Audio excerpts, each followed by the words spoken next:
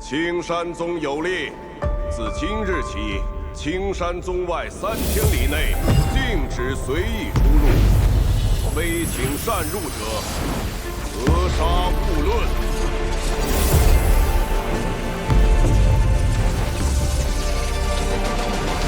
有人的地方就不太平，不太平的地方就一定有我。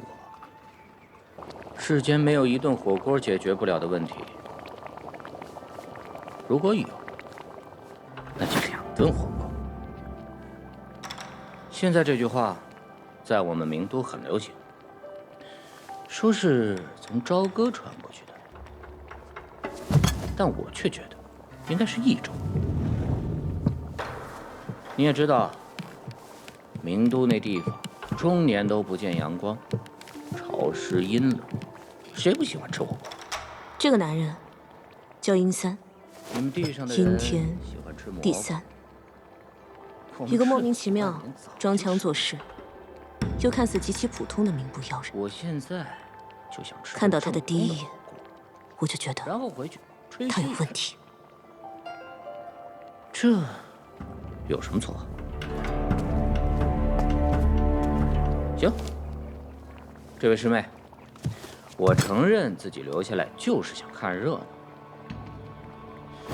但这可是景阳真人要飞升啊！整个修行界谁不想看？就因为这样，你就要收拾我？不至于吧？哎，打个商量，能不能麻烦你松开这东西？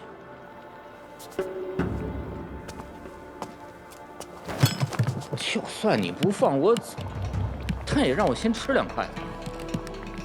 这锅里的毛肚和黄喉，再不捞可就没法吃了。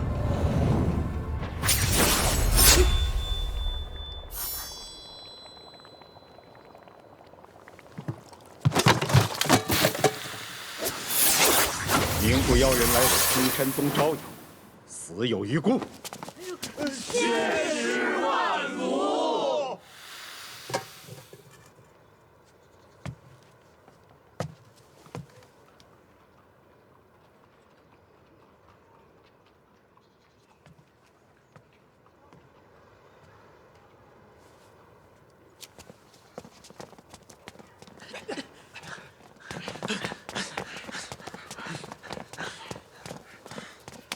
见过老师。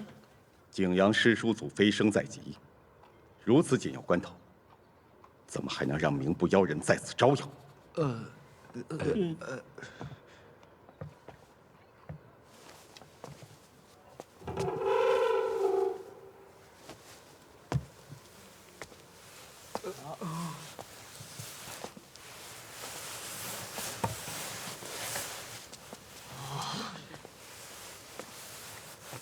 大约，很不错。你们收拾完便离开，莫扰时间太久。弟子明白。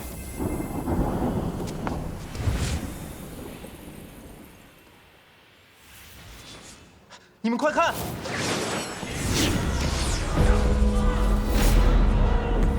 远王峰的师兄们回来了。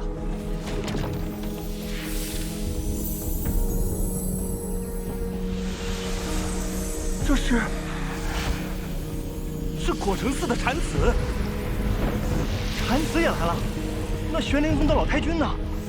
估计一会儿也该到了吧。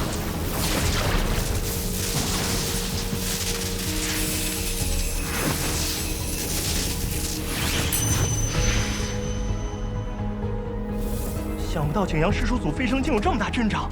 你懂什么？整个朝天大陆已经1000年没有飞升者了。这可不光是咱们青山宗的大事，只有像景阳师叔祖这般心无外物、断情绝性的修行者，才能去往难以想象的境界吧。可这对青山宗、对朝天大陆，又有什么意义呢？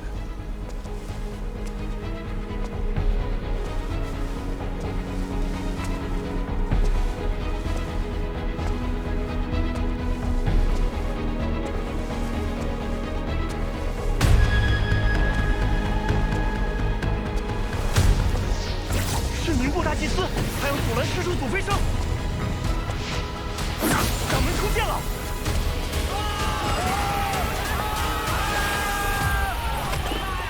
那是西海殿神。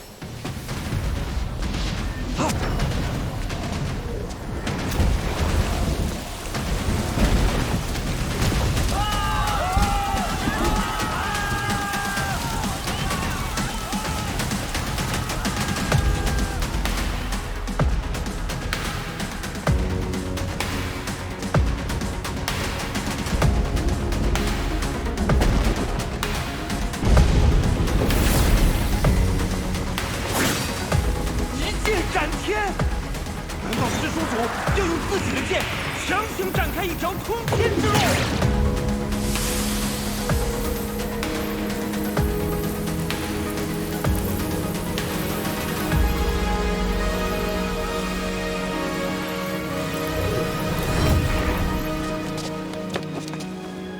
恭送景阳师叔祖飞升，青山不朽，万古长存。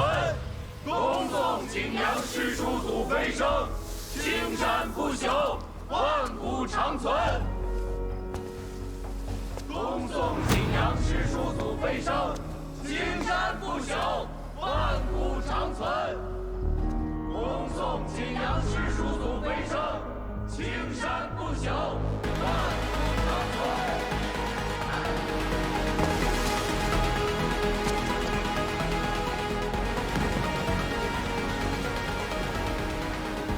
这世上每时每刻都有无数的事情发生，这无数的事情，其实都可以归为3类。第一类是需要立碑纪念，以传万世不朽的大好事，比如青山宗景阳真人的飞升。第二类是人们都不愿提及，拼命想要掩盖的坏事。比如，青山宗监狱里某个老魔头越狱。最后一类，就是那些极为琐碎的小事，小到不值一提，没有人会记得。比如，殷三的死，以及景九走出石室。很多年以后，人们才会发现，这些原本就是同一件事。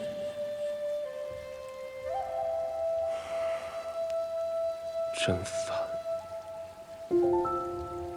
有些羡慕你，可以好好休息，我却还要再忙这多年。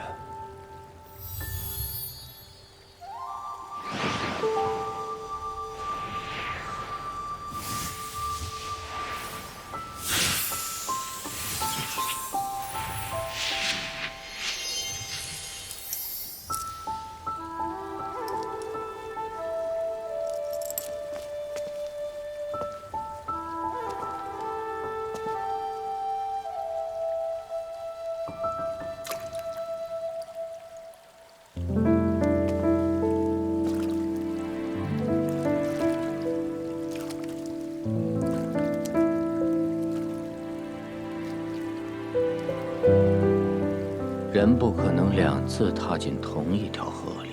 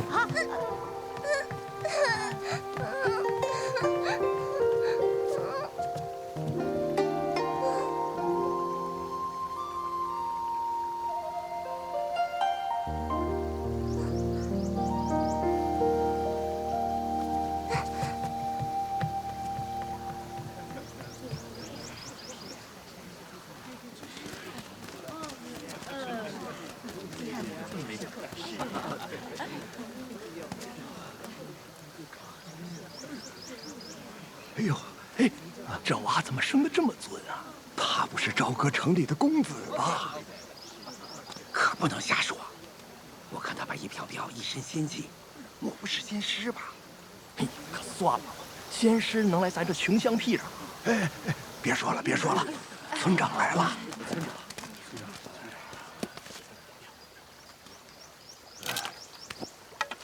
拜见仙师大人。拜见仙师大人。你们好，起来吧。仙师好，仙师好。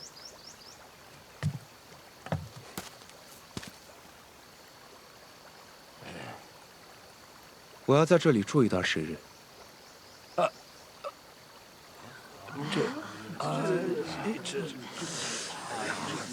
我们这个地域，这能行吗？不用不用，仙师肯留下来，便是我们的福气。只是寒村贫苦，实在找不到能让仙师清修的住所呀。这。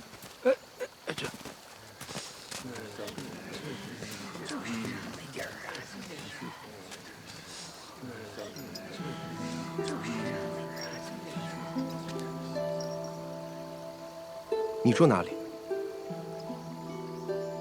这是我第一次见到公子。那时，我正好10岁，名字还叫刘宝根。他觉得我的名字不好听，就给我起了个新名，叫柳10岁。当时的我觉得这个名字很奇怪，爹娘却觉得这个名字很有福气。公子让我教他铺床叠被、洗衣做饭、砍柴种田。就是这些，我没记错一个字，至今难忘。当时我真的非常惊讶，不知道为什么公子这样的人要学这些。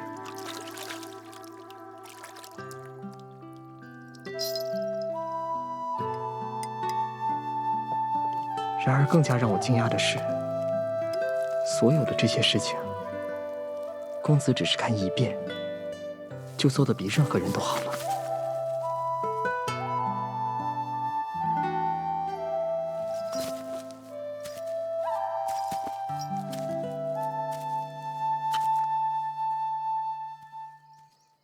就到这里了。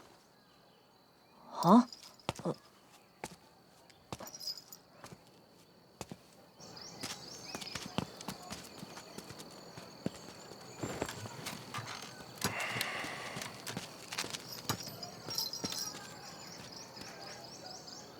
我只是想学，并不喜欢。就算化凡修行真有道理，也不适合我。为什么？因为我懒，而且不擅长。那公子，你擅长什么？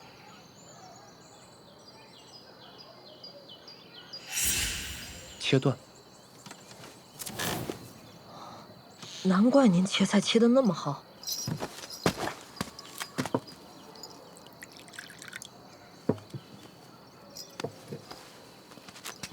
公子，你到底叫什么名字啊？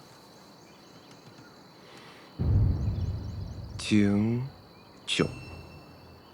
景九。水井，地久。井水不犯河水的井，不如意是长8、9的9。读过书？村里曾经有位先生，去年走了，听说是想去县里考童生。我也读过。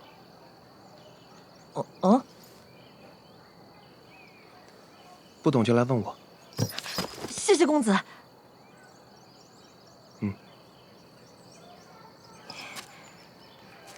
您是不是心情不好？不停做同样一件事情，很难不烦。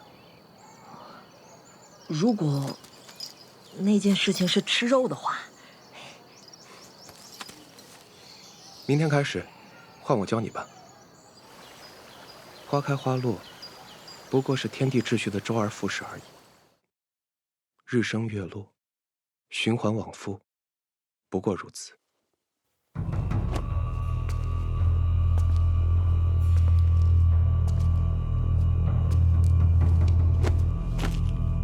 掌门师弟，师尊是借雷魂木，使冥部转魂之法逃出剑狱的。我青山之中，只有碧湖峰藏着雷魂木，今日那儿恰巧少了2根。身为峰主，雷破云必定脱不了干系，但他不可能悄无声息地进入剑狱，将雷魂木交到师尊手中。所以，必有同党，得彻查。师兄，小师叔刚刚飞升，峰里又出了这等事，你若是彻查，必定人人自危。如今是多事之秋，当以大局为重。这件事就到此为止吧。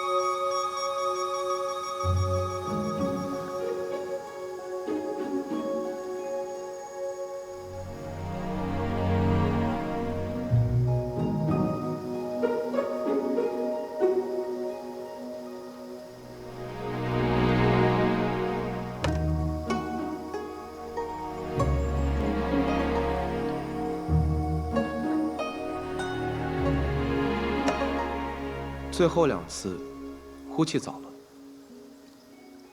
知道了。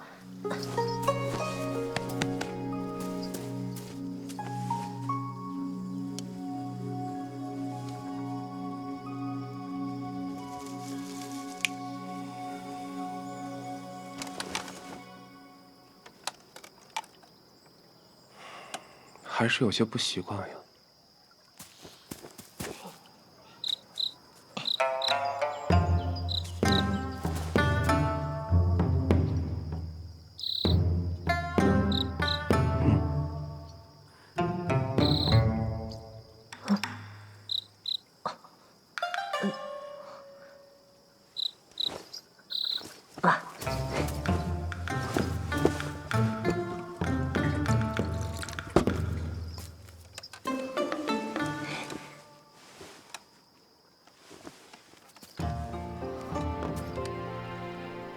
怎么就这么好看呢？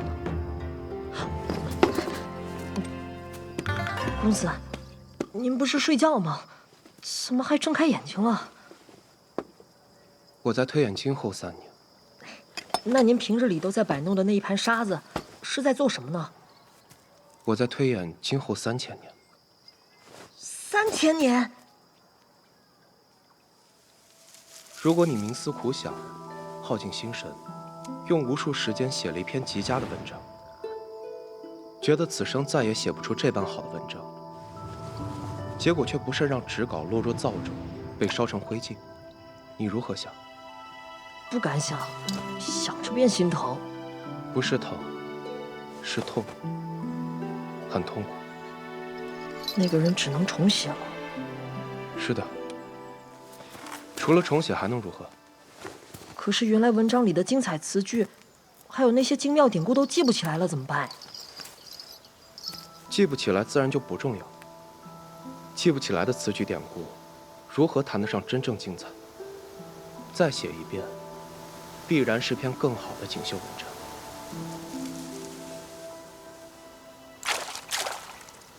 那，公子您推演出了些什么？今后3年雨水咋样？时间到了。啊？我姓吕，青山宗南松庭门师，负责培养新入门的外门弟子。100年来，宗内不知多少良才皆出自我手。数日前，我得知，在这个柳家村有一个叫做柳10岁的孩子，是天生道种，100年难得的修道良才。于是我亲至此地一探究竟。然而此刻，我却被他身旁的白衣少年深深吸引。我修行多年，好看的人见过不少，可无论是朝歌城里那些世家子弟，还是水月庵里那些美丽的女弟子，都无法与此人相提并论。修行界里流传一句话：极智者不凡。所以尽管他道心尚志，天赋不佳，我还是讲出了那句不知讲了多少遍的话。你可愿意随我修大道，求长生？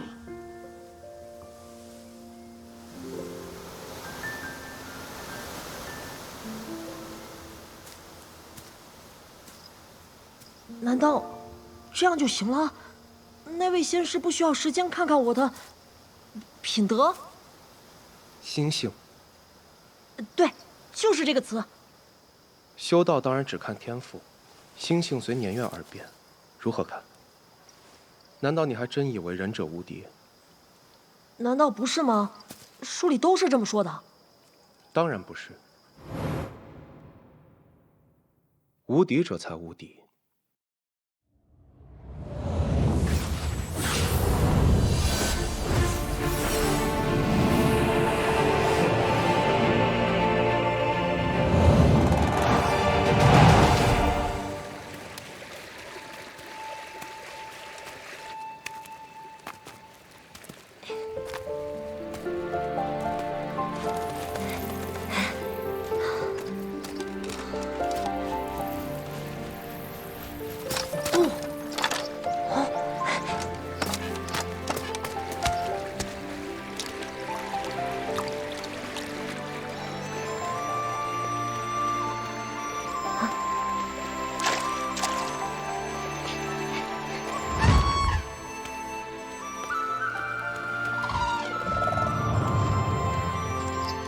到了。哦，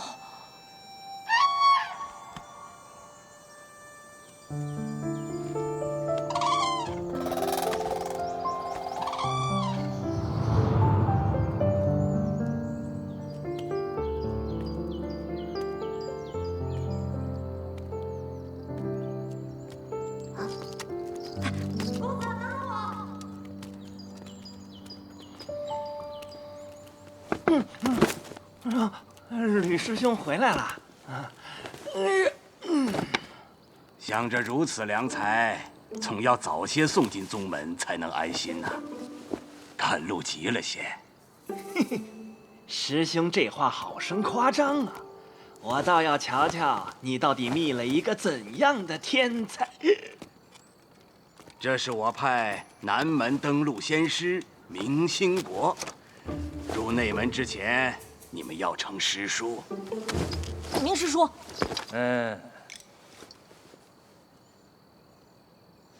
吕师兄，你今朝果然机遇不凡呐。是小的那个。不错，不错。天生道种。不错。那还愣着干什么？赶快进来啊！来。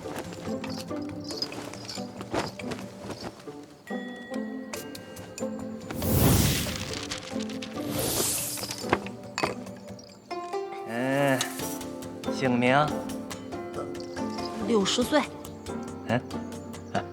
姓名不是年龄。我就叫这个名字，不可以吗？别说10岁，你就算想叫万岁也行。你呢？京九，朝歌人。你虽然资质不佳，但只要勤加修炼，也会踏上大道的。啊，10岁啊！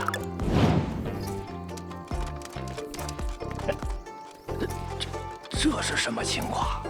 他们是主仆。天生道种居然与人为仆，不管他们以前是何等关系，但一入山门，凡间事便再无意义。难道你没对他们说过？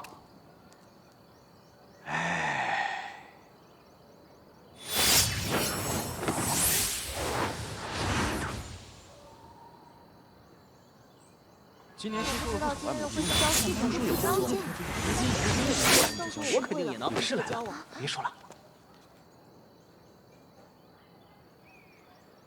律师，就等你们2人了，赶紧入列。公子，仙师是怎么来的？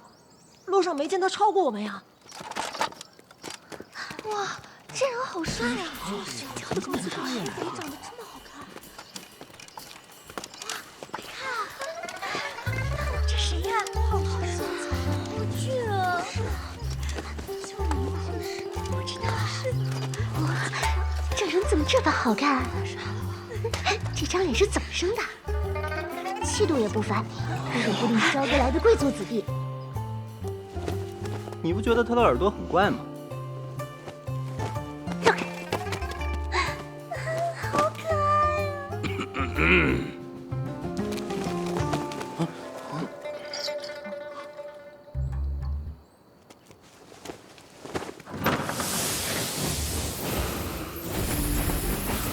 这里是入门口诀，你们要好好研习。世间修道者众，各派功法各殊，境界划分不一，本质并无区别。我青山宗大道至简，共有3层境界，分别为初境、次境、大境。初境分为2个阶段，一为友谊，2为报神。报神境圆满，可参加内门考核，通过后入内门喜剑阁学习，可称喜剑弟子。此时才算真正踏进了修行的大道。知通守一为次境，喜剑西弟子入知通可取剑，知通境圆满，可御剑飞行。而至守一境圆满时，剑无比差，可参加成剑大会。若表现不凡，则被九峰收入峰内。此后的境界皆为大境。当进入无章境后，剑丸大成，可收剑入体，是为修行界真正的强者。而你们现在要学的是出境法门，我希望5年之内，你们都可以报神圆满，进入内门。60岁。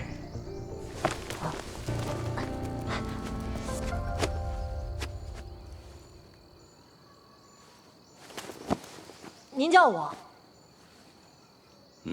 不错，你的资质极佳，是为天生道种，更要努力修行，给我青山宗一个惊喜。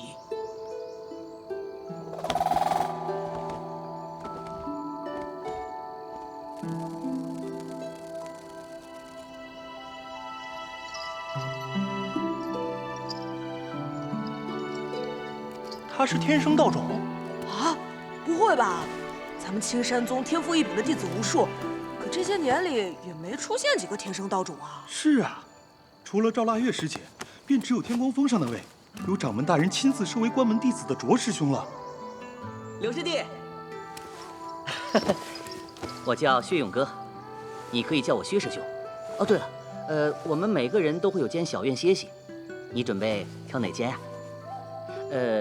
若是不怕夜袭生烦，贾寺间倒是极好的选择，离剑堂近，能够时常请教仙师，而且院外种着一片正阳花，花香清幽，颇有正义敬神之效。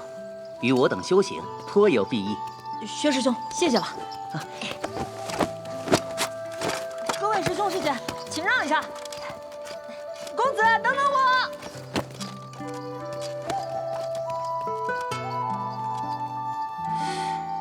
天生道种居然给人做书童，这可真是太奇怪了。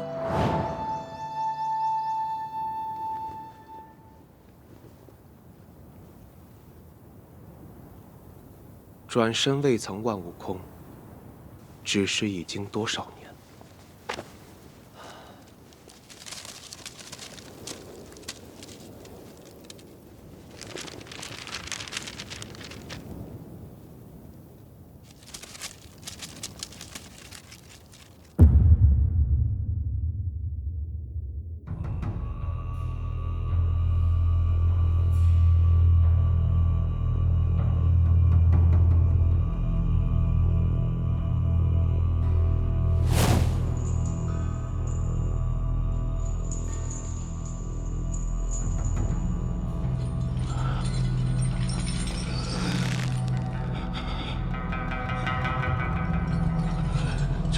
没有意，儿呢？就算没有意，儿呢？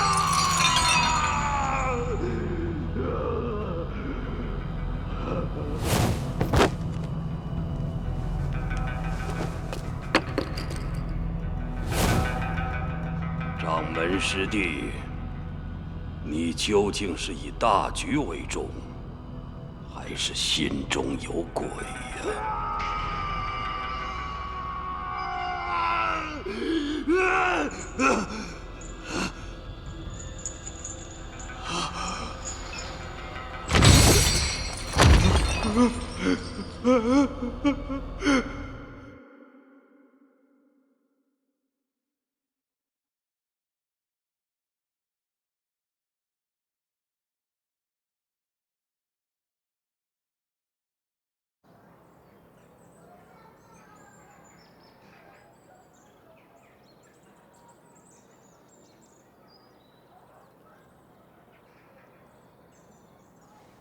今日便到这儿吧。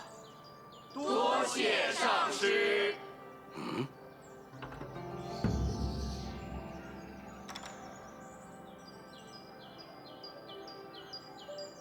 哼，又没来，真是不堪大用。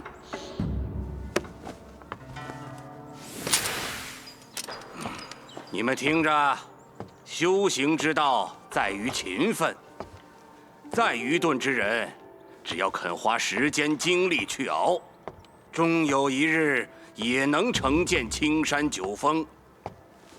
千万不要像某些人游手好闲、虚度光阴，都记住了吗？是。弟子谨记教诲。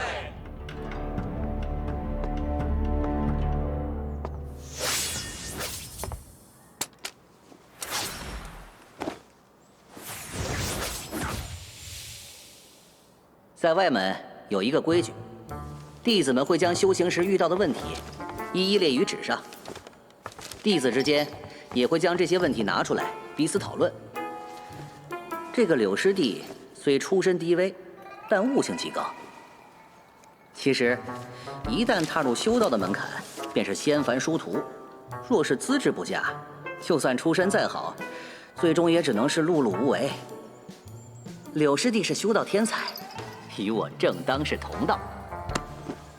这些啊，都是我家公子告诉我的。我家公子说了，天权灌顶。薛师兄，今日课上，吕师的话你也听到了吧？你听我一句劝，既然成了修道者，就该断绝尘世的牵绊。你的修行资质远在那个什么叫景九的之上。哼，你可千万别被他拖累。薛师兄，请你慎言。我家公子可是惊天伟地之才，他悟性之高，绝非我们能比。就凭那个懒鬼，我能解答出大家的问题，那也都是因为我家公子的指点。这不可能吧？他平时连院子都不出，这么懒的人能对修行有见解？景师弟的确有不凡之处，但……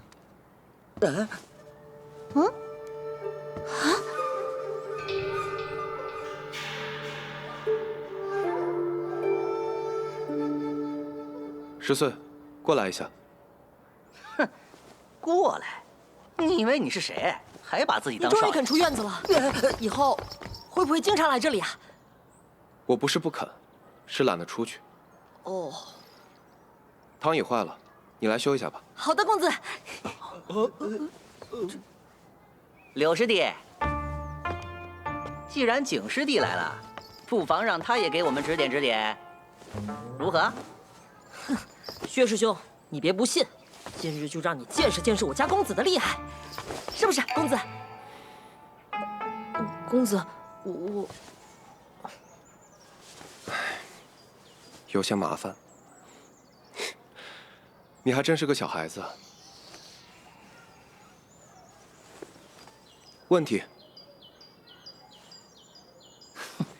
我看你如何出丑。景师弟，这是我写的。这些都不懂。啊。灵海与剑果之间的关系，以你现在的境界，暂时不需要想太多，不然会影响到前期对真元运行的认知，产生偏差。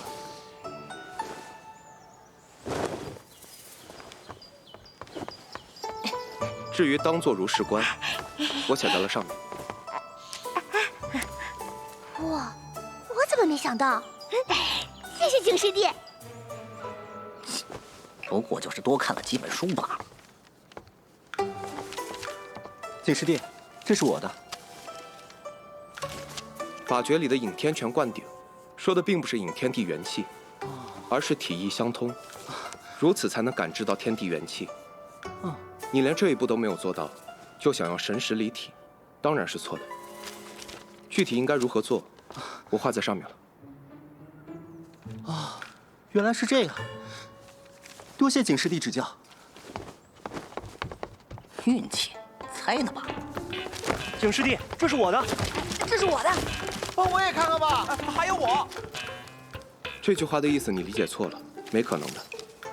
经脉图你画错了，会瘫痪的。啊！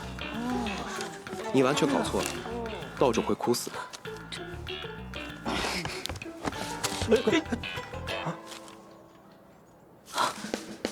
这怎么可能？薛师兄，你这回还有什么话好说？你们这是在做什么？上师。上师。你又是在做什么？回上师，景师弟正在为我们解答修行的问题。拿给我看看。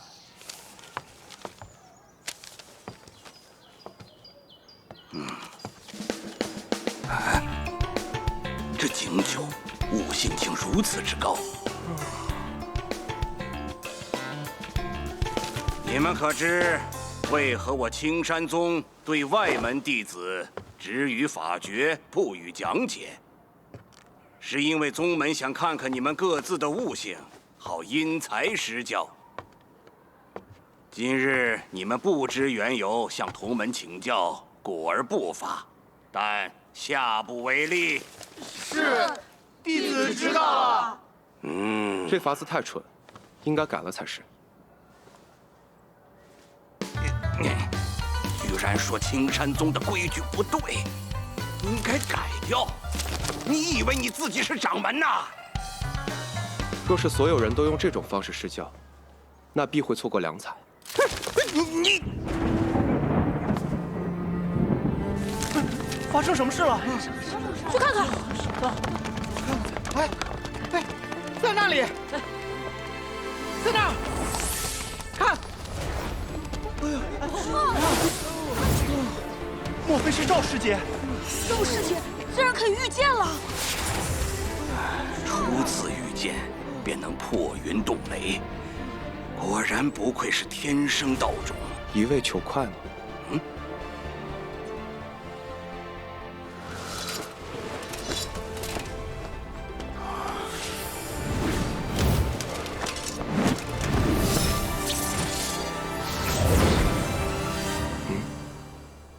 不错。恭喜师妹御剑成功！这个景酒我承认看错了他。修道多年，他是我见过悟性最好的人。须知我青山宗弟子不可无傲骨，但绝不可能有傲气。他最大的问题就是恃才傲物。作为师长，我有责任引导他走向正道。赵腊月确实不错。景九，木秀于林，风必摧之；剑出九风，必迎罡风。想要在修行大道上走得更远，你应该学会如何收敛锋芒。就算想要帮助同门，也可以用别的方法，但不能破坏规矩。那个规矩确实很蠢。你，青荣峰南望出身南寨，不通皇朝文字，当年在外门根本看不懂入门法诀。若无人教他，青山宗岂不就会错失这位天才？这……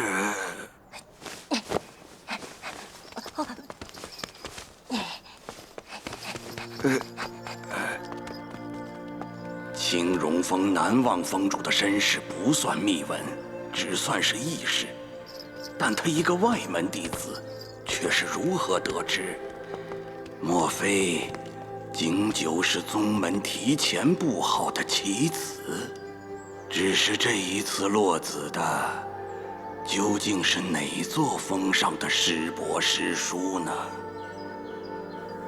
接下来的1年里，景九一如既往地躺在竹椅上，没有一点想要修炼的迹象。期间，我曾在某个夜晚来到小院，本着惜才之心，想要为他在青山谋一份差事，但他似乎志不在此。自此，我彻底放弃了对他的关注，将全部心思放在了60岁的身上。时光如水，转眼便是1年。又是春意渐深时，60岁不负天生道种之名，抱神境圆满，前去参加内门考核。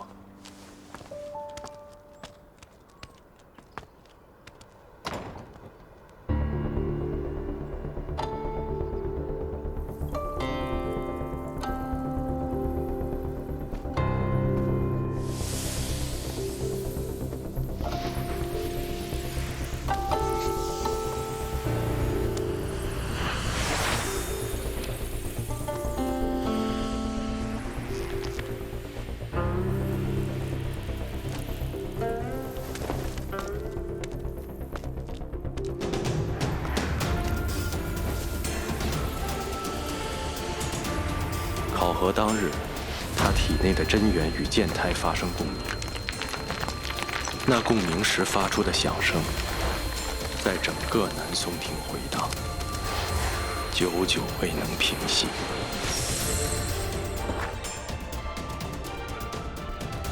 那日，他成为自赵腊月以来又一个在1年内通过内门考核的青山弟子。迈入朝天大路，修道天才之路。考核结束后，60岁第一时间来到景九面前。景九对他说：“大道险且漫长，少有同行到最后。你已上路，更需专心。此去经年，忘却乃自然之事，莫刻意记起，那般不美。”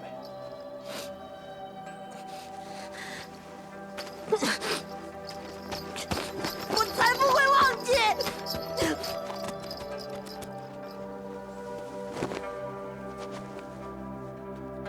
此后，60岁离开崖平，往返于群峰之间，再也没有回来。而景九依然躺在竹椅上，任世事变幻，未曾踏出小院半步。冬去春来，转眼又是1年，柳絮满天飘。这一日，景九走出了小院。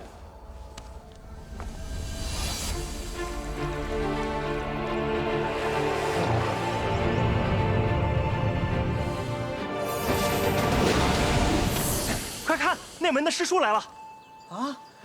又有弟子要参加内门考核？哎，你们说谁会成为柳10岁之后南松亭这一批里的第2个内门弟子啊？应该是来自乐浪郡的袁师兄。我觉得应该是天赋颇佳的玉山师妹吧。哎，你们说的都不对，应该是薛勇哥啊。他叔祖可是世月峰的长老。薛勇哥自幼接触修行法诀，虽比不上柳10岁，但根基啊比我们都好。也对啊。哎，他们不就在这儿吗？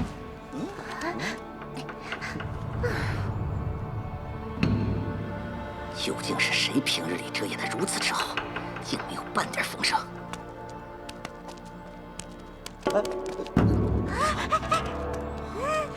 景九，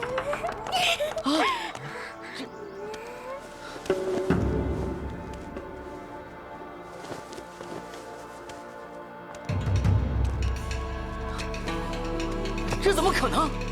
他怎么可能临海已满？这太荒唐了！难道内门考核也能乱来吗？就是啊，他有什么资格参加内门考核？怎么不可能？景师弟的水平，南松亭里谁不清楚啊？我看你们不过是妒忌罢了。哼，是不是平日里嘲讽师弟的次数太多，这时候觉得有些害臊啦？你说谁呢？玉山师妹说的没错，你们就是妒忌。景师弟加油！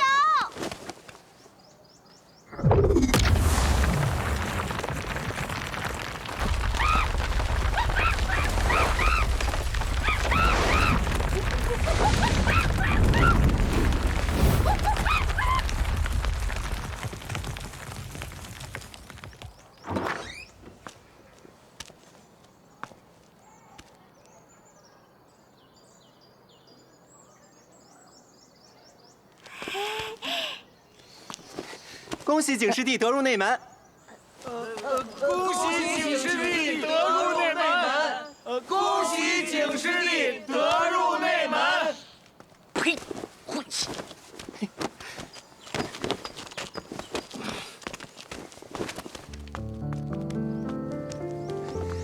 景师弟，恭喜了！哎，小袁上上，你上上。景师弟，你果然厉害，恭喜啦！他叫金山，还是银山来着？景师弟啊，我还有一些修行上的问题想要问你呢，你可一定要教教我啊！哎，对，我也有一些问题想。我原以为他人缘很差呢。哈，毕竟也是个名人。不过这个景九，确实不简单呢。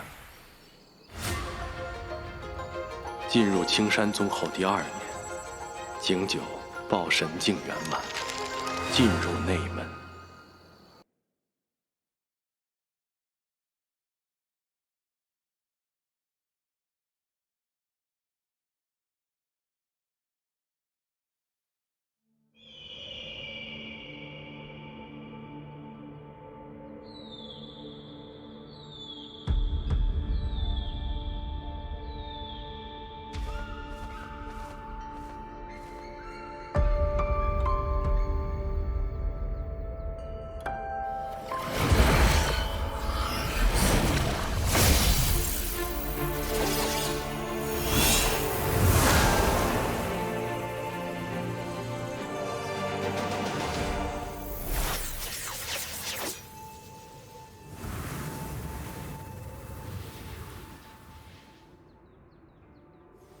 赏罚书已传于诸峰，若无疑义，今日便定下。无异。若无其他事，大师兄，且慢。师妹，还有何事？内门小楼里，小师叔的画像为何要挂上去？他是飞升，又不是死了。师妹，小师叔飞升是我青山的荣耀，把他的画像挂在小楼里供后人瞻仰，倒也合适。合适什么合适？若要激励后人，就该放在洗剑阁中，怎能将他放在死人堆里？师妹，不可妄言。我青山被称为剑道正宗，皆因青山有九峰，九峰有九剑，九剑可定天下。可小师叔飞升时带走了伏丝剑和不二剑，九剑失其二，怎么看，我青山的实力也受到了极大折损的。三师兄，能随小师叔飞升是那两柄剑的荣耀。再说了，青山有言，剑随人起。只要人足够强大，那他的剑便有资格代替不二剑和伏丝剑成为珠峰主剑。若三师兄你能达到小师叔的境界，我青山的实力怎会受损？只怕你达不到吧。够了。三师兄所说的是事实，小师妹所言也不无道理。不管怎样，我等后辈仍需努力，才能不负先辈的荣光啊！说得不错，好在年轻一辈有着实之，之后有腊月，如今又有10岁，我青山未来可期呀。着实之在闭关，腊月在云行峰苦修。只是那个柳10岁终究太小，这次的成剑大会若是他参加，我之所虑，在于柳10岁究竟是不是真的天生道主。大师兄，无需多疑，掌门师兄亲自查看过柳10岁的情况，没有问题。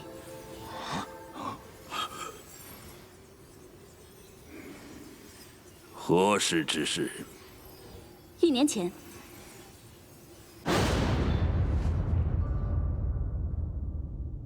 今日就到这里，诸位都散了吧。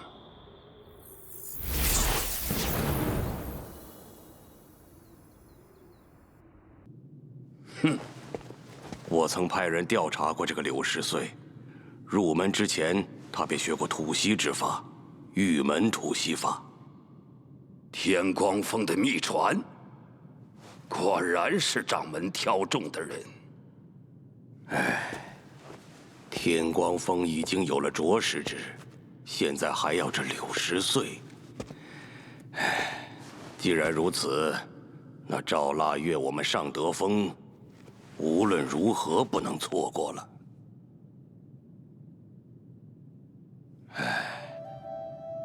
有话就说，别总是叹气。听说还有一个人，2年之内便通过了内门考核，要不要派人观察一下？何名？景九。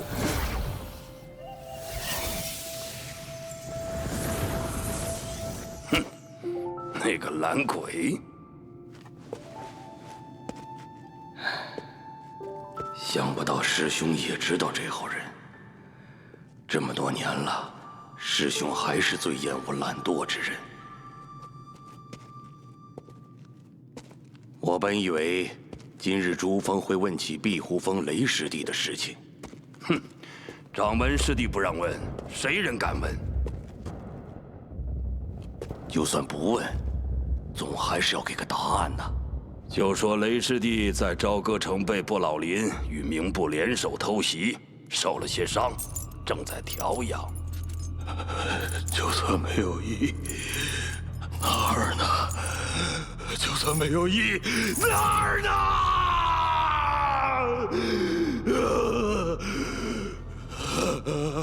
总不能一直把雷师弟就这么关着呀？为什么不能一直关着？不管他是不是真的疯了，敢对掌门出手，便有被关的道理。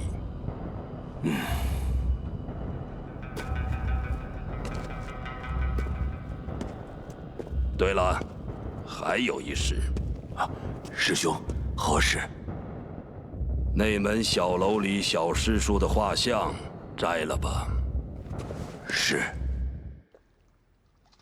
此处是我青山宗历代先辈的画像，若是没有他们，就没有如今青山之盛。你们当铭记于心。不知从什么时候开始，相识的人越来越少。正如花有一天会落，人有一天会走，这本是人生常态。只不过，花总会重开，而人不会再来。青山有个惯例，内门弟子若想成为某座峰的成剑弟子，都会先去迎行峰取一柄属于自己的剑。越往峰顶去，剑的品质越高，凶险也会加倍。所以这取剑不仅是日后参加成剑大会的凭证，也是对弟子的试炼。既然有取，那就有还。所以每当青山强者寿元将近时，也都会去迎行峰，将自己的剑还赠于这座山峰，福泽后人。如今，终于轮到我了。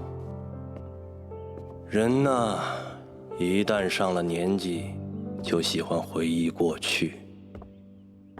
还记得多年前的一个下午，景阳师叔来藏书阁，见到我正在练剑。他对我说：“我的剑不错。青山有言，剑随人起。我资质平庸，剑也平平无奇，怎会不错？”于是我问他哪里不错，他回答了我4个字：可用来躺。景阳师叔那是何等的人物，他说的话一定是意有所指。可我实在愚钝，始终未能理解其中的深意，索性也不再去想了。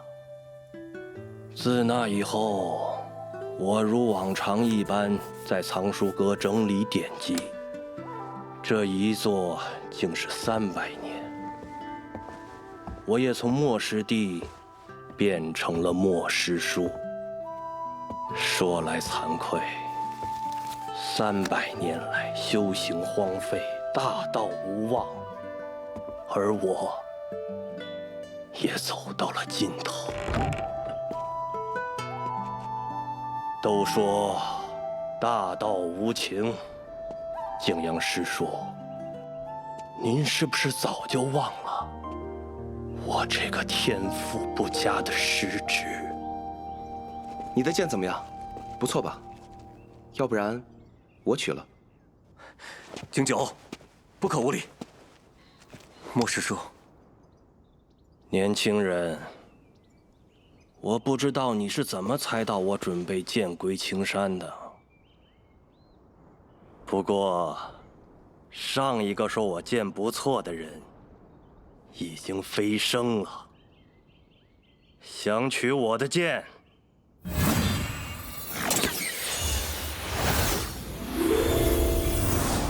凭本事吧！恭贺莫长老剑归青山！恭贺莫长老剑归青山！恭贺莫长老剑归青山！恭贺莫长老剑归青山！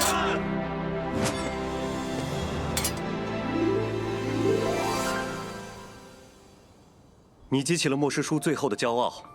那把剑的位置离峰顶很近，所以，既然答应，就一定要做到。不然，就算你是哪座峰提前选好的弟子，我都不会让你参加成剑大会。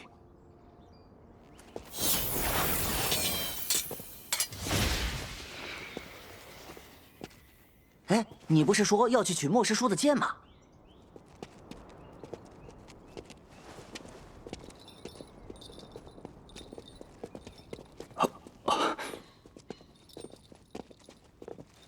顾师兄，这是谁？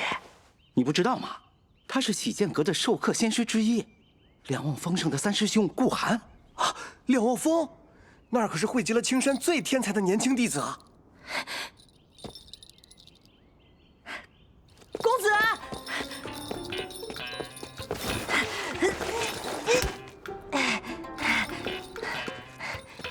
公子你来了，你终于来了。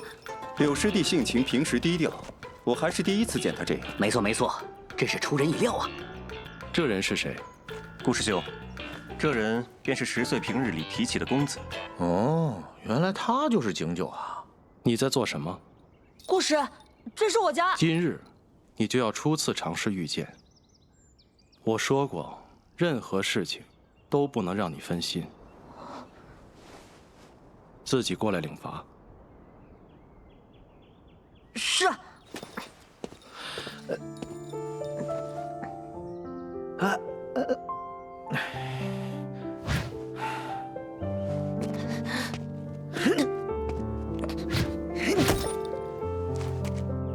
这不就是把柳10岁当做两望峰的弟子在管教吗？看来不管柳10岁承建哪座峰，加入两望峰是没跑了。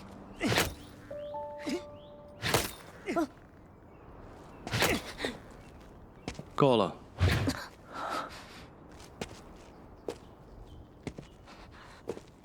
我两望峰弟子，不可以是一个仆人。你要记住这一点，不要与他继续来往。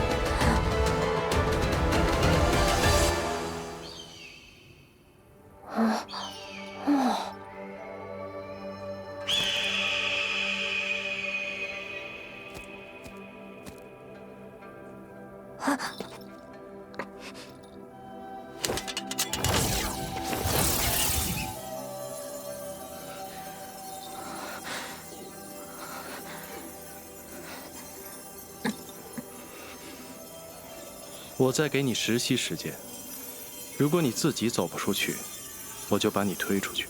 顾师，我还是要与公子见面的。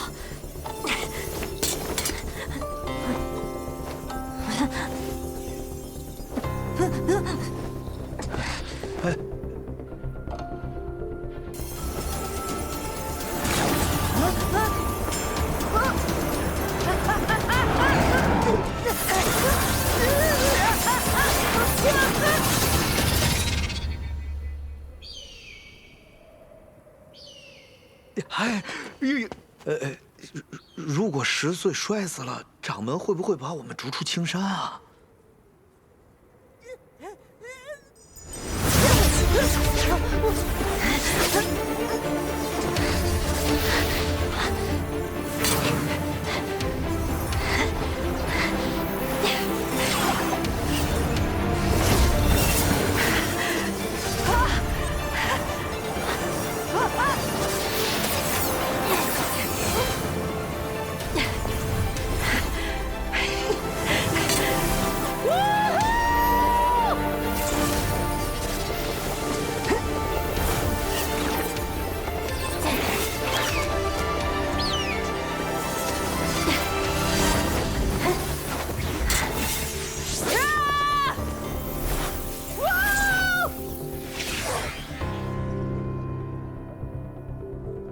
赵腊月，青山宗并不是只有你一个天生道种。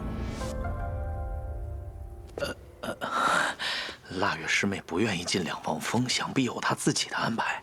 师兄，你别生气啊！不要让10岁与那个景九见面。我两望峰弟子，绝不能是一个仆人。是。唉。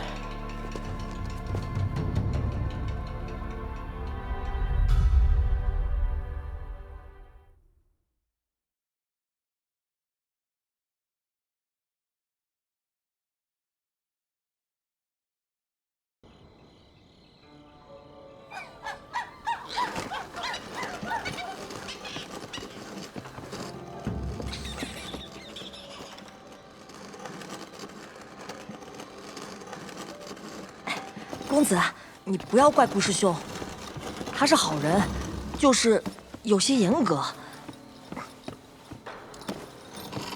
师兄，应该叫顾师。他觉得我还可以，说会在成剑大会上召我入封，允许我私下称他为师兄。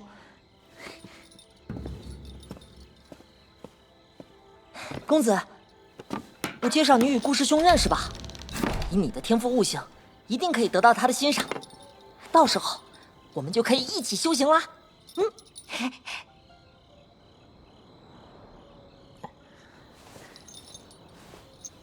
公子，您可能不知道，两望峰是我们青山最了不起的地方。峰上全是年轻的3代弟子，没有峰主长辈。但是每座峰上的师长都会择日去两望峰上授课。这也就是说，只要是两望峰的弟子，便可以学习九峰所有的剑诀。哦，还有，峰上弟子负责四处巡查，防范不老林与民部妖人潜入，还要代表青山参加10年1次的梅会。可以说，两望峰弟子的修行就是在不停的战斗，每年都会有很多流血牺牲，但从来没有一个弟子退缩。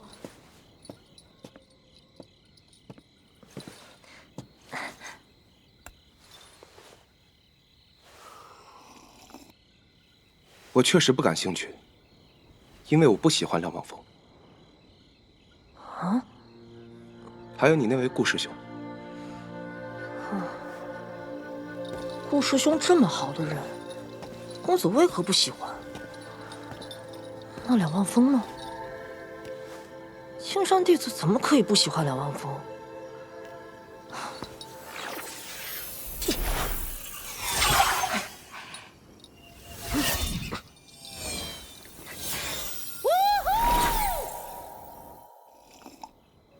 怎么可以不喜欢？这句话本身就是错的。就像那位顾师兄，他是不是好人我不在乎。就算他是个圣人，我也可以不喜欢。此后的几日里，白天柳10岁都会在洗剑溪畔刻苦修炼，夜晚则会来到我的洞府，帮我做一些打扫之类的事。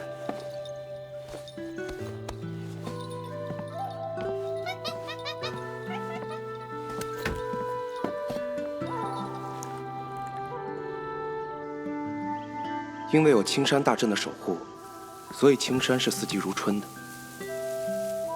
只有下雪的那几天，应青荣峰的要求，青山大阵会打开一丝缝隙，好让雪花飘进来。下雪的那天夜里，我的洞府来了一个人，他叫马华，两望峰排名37，是来替那位顾师兄传话的。顾师兄，希望你以后不要再与10岁见面了。那个顾师兄会这样做，我并不意外。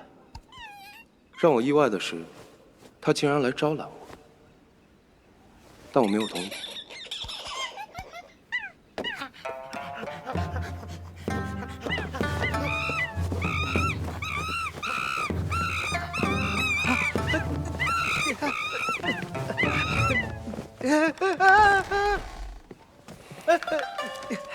隔天夜里，柳10岁照例来我的洞府打扫。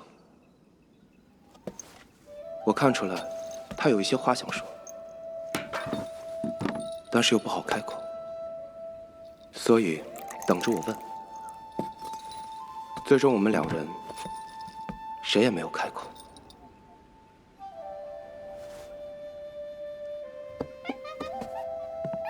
我想，这大概是他最后一次来我的洞府了。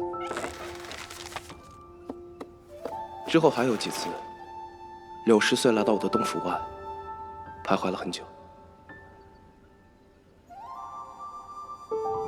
却终究没有走进来。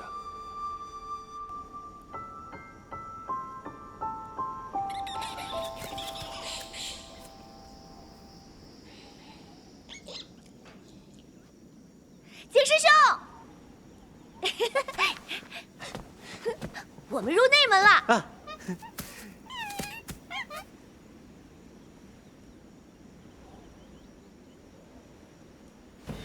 哎，你还不知道啊？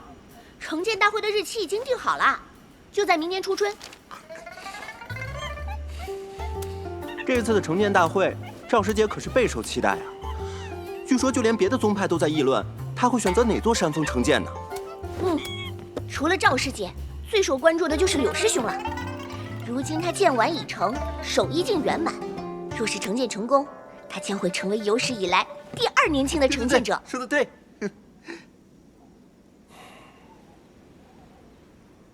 是该去见见他了。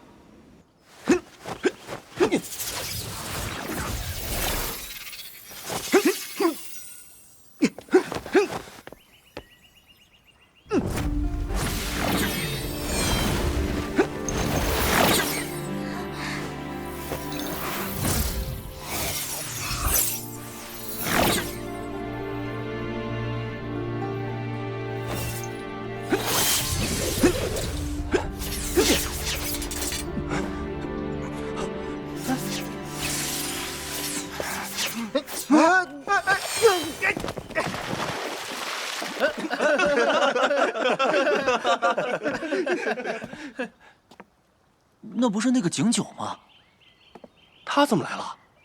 啊，莫非是来修炼的？不可能吧，他可是出了名的懒。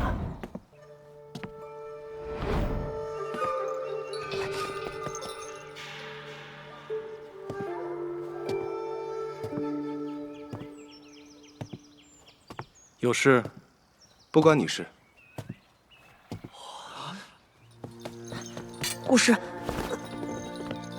已经半年了，你的境界依然毫无进展，剑果的影子都看不到。听说你要用末世术的剑，你觉得自己有这个资格吗？有。哼，凭丹药，永远也不可能踏上真正的通天大道，你就死了这条心吧。不管是谁领进门，修行都在个人。景九如何修行，确实与你无关，你不应该管他。顾师弟，景九是我科上的人，就算想管，也轮不到你吧？见过梅师叔、莫师叔，你自己决定今后如何走。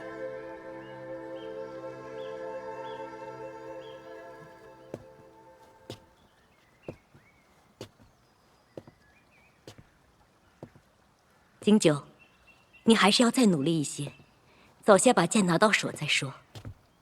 哦，好吧。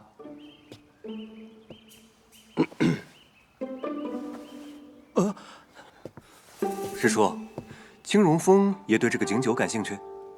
如果你这是掌门的意思，那我们自然不争。但要是莫师弟你自己的意思，那就不要想了。只要景九能成剑，必然进我们青荣峰。你看看那孩子生的，不进我们这儿，还能进哪儿？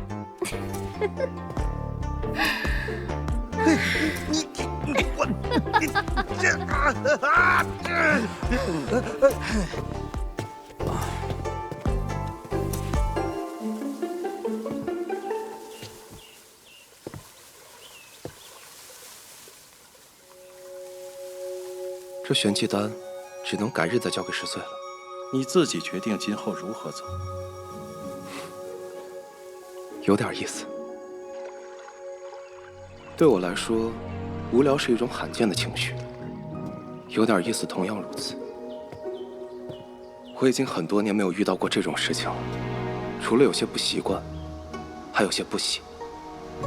如果当年遇到这种事情，生出不喜，我会如何做呢？如果不行，自然一剑杀了。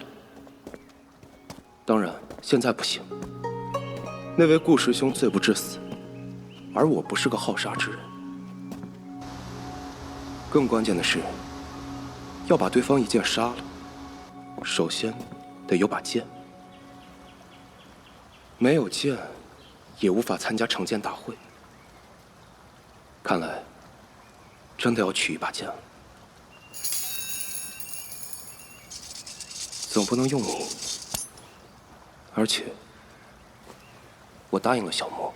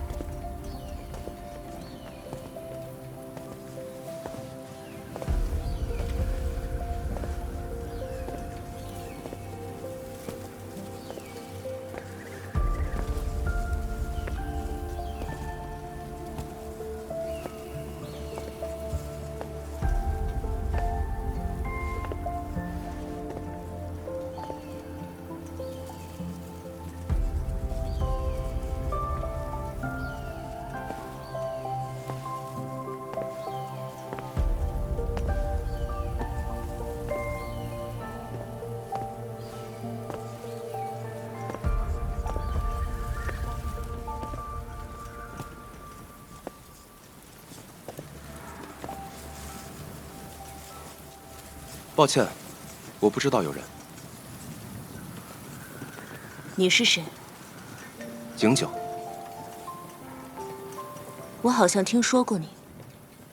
我也听说过你。你不如传闻里好看。可能是传闻太夸张。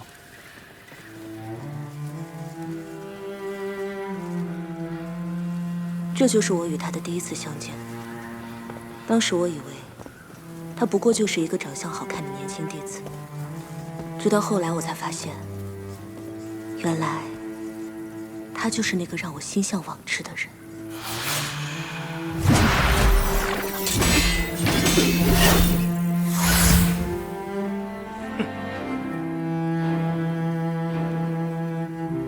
其实，在此之前，我曾多次想过与他初见时的情景。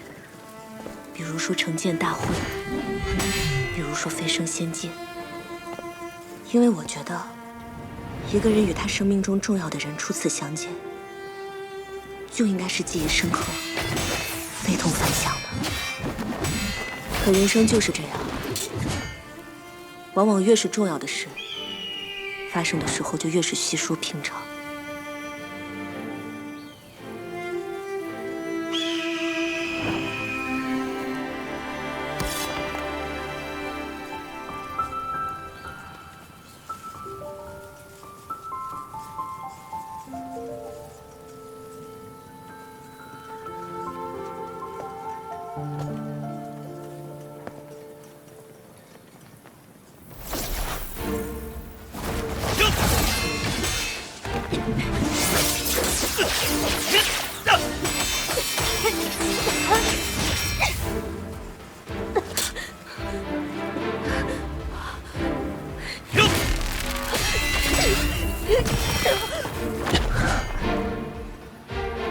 你不该查那件事。原来真的有事。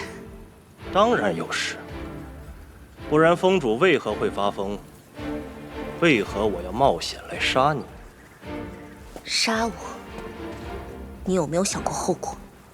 哼，有的是后果比杀死你严重10000倍。但我们还不是一样做了？你最后还有什么想说的？我想说的是，你就不该离我这么近。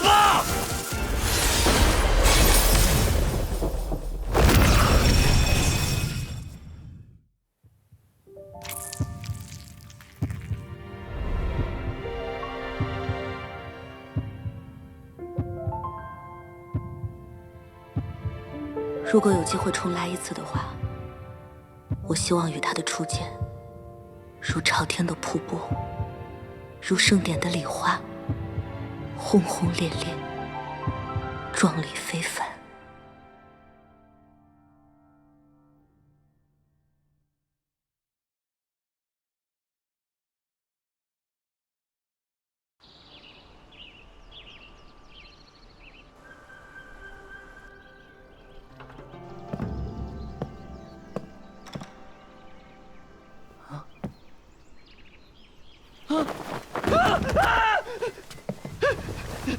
碧湖峰的左师叔死了，尸体被发现的地方是一处溪边，据说模样很惨。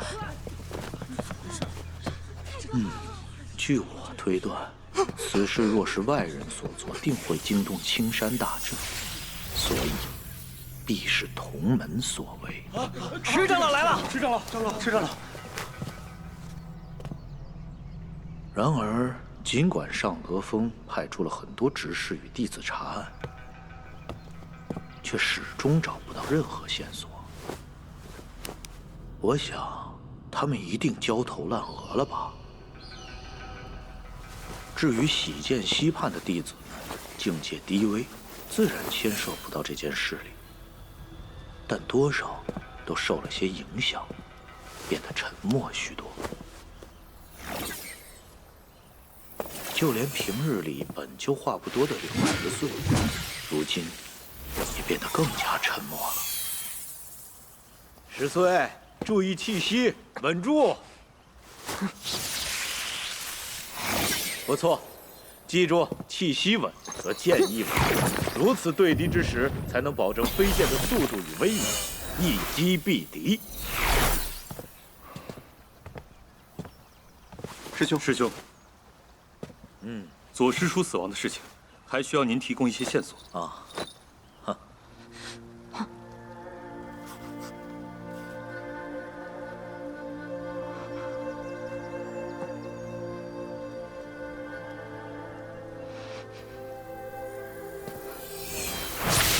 小心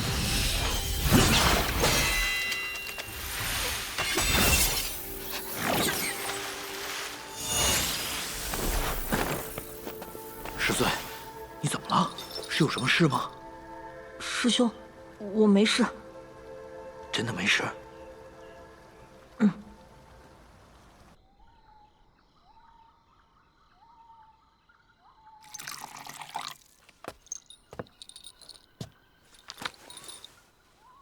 公子，前天那件事，是不是你做的？你觉得我能杀死那个人？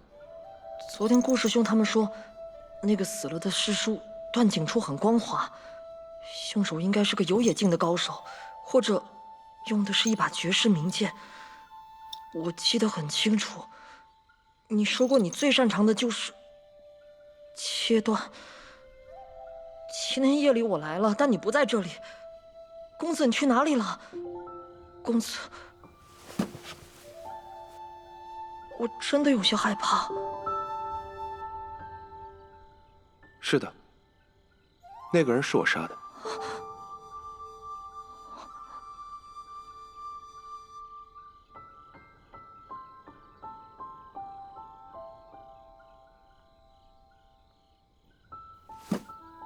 公子，你到底是什么人？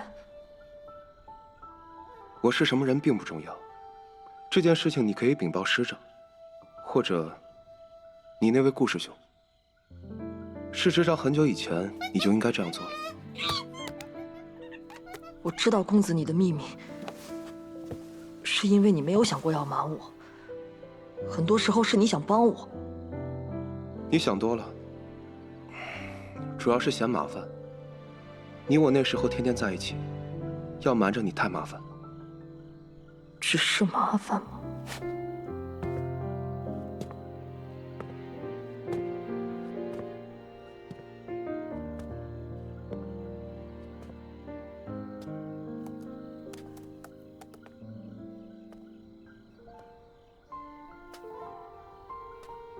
那位师叔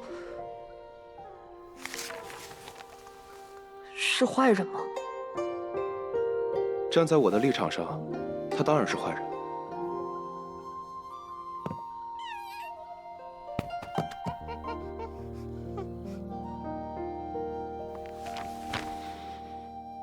明日，我还是去看看吧。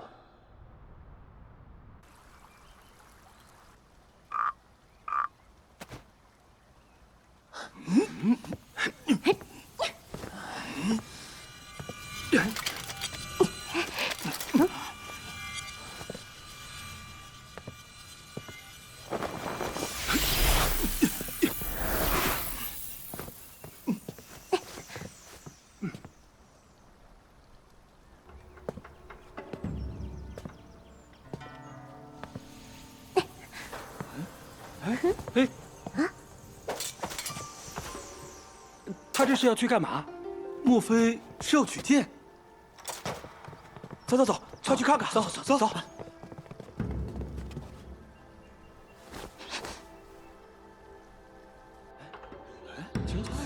他来干什么？就是不会是来取剑啊！就凭他，有修为，这个本事是他这不是第一次进剑锋吗？怎么可能走得如此之稳？这怎么可能？已经过了鹰嘴岩，岂不是过了600丈？你们说他还能走多远？再走100丈？啊？他总不可能第一次就走进云里吧？哼，入云怎么也得守一境圆满。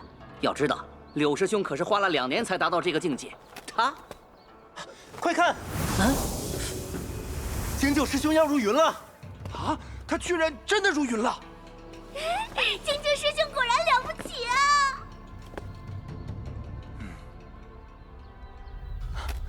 梅丽师叔，抱歉。看来这个孩子，我们天光峰是一定要争了。我再说一次，你看看那孩子生的，当然要进我们青龙峰。墨池师兄丑成那样，他好意思收这孩子为徒吗？以貌取人，这……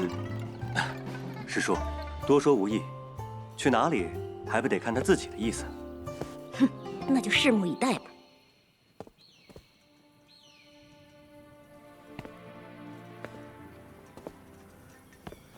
为什么尸体会被发现？你是如何知道峰下发生的事情？我自有办法。我很久没有杀人，有些忘了后续应该怎么做，而且处理尸体很麻烦。所以你就随便丢在溪边？不然，这个，你到底是谁啊？那你呢？你又是谁？我想起来了，以前我杀人也是不买的。不怕被人发现？为什么要怕？怕被人寻仇，怕麻烦。寻仇？最开始有过几次，后来就没人敢了，所以不是很麻烦。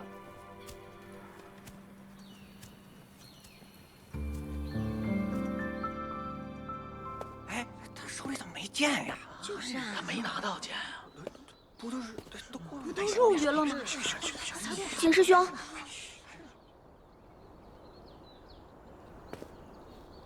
哎，景师兄没拿到剑啊！唉，太可惜了。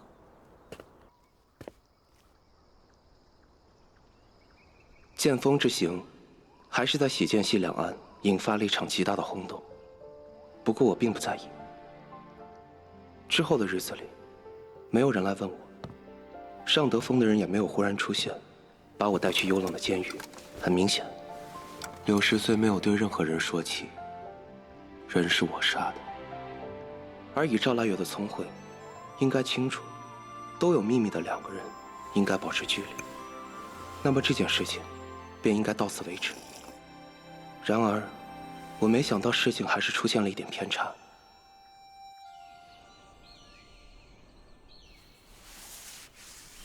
你知道吗？景九又出名了。赵腊月结束了在剑锋的修行，回到了喜剑溪。看起来他居然真的完成了剑意淬体。怎么了？这与公子又有什么关系啊？问题在于，赵腊月下峰之后，没有去喜剑阁拜见师长，没有回自己的洞府，而是去了景九的洞府。他现在正和景九在一起说话。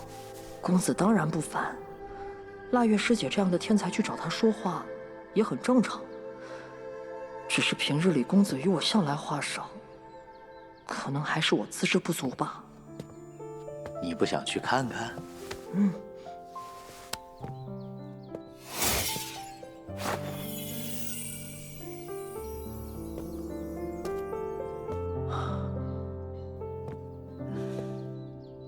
你现在还坚持认为景九是个废物？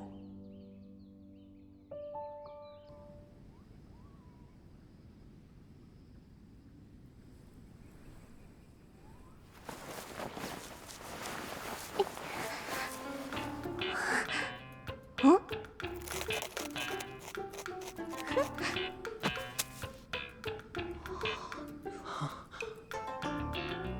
真的是赵师姐啊？你没看错？切，在洗剑阁里同处数十日，他怎么会看错？哎，快看，他真的在和景师兄说话。这2年多从来不见景师兄做些什么，但每到关键时刻总会有惊人之举，真是深藏不露啊！赵师姐的性情淡漠而寡言，但谁都一样，很有距离感。就连一心想要征召他的两望峰，他都不愿亲近。可为何刚刚结束在剑锋上的苦修，便来看景师兄？哎，难道大师姐也是个俗人？哎，元师弟，你这是何意啊？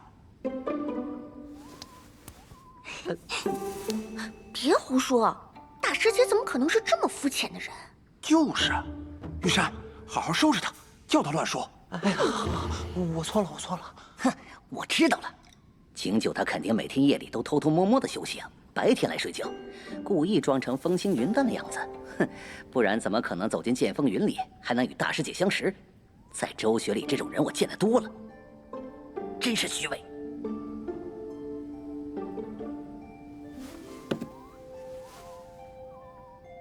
哎，什么意思？给我倒杯水。不。哦。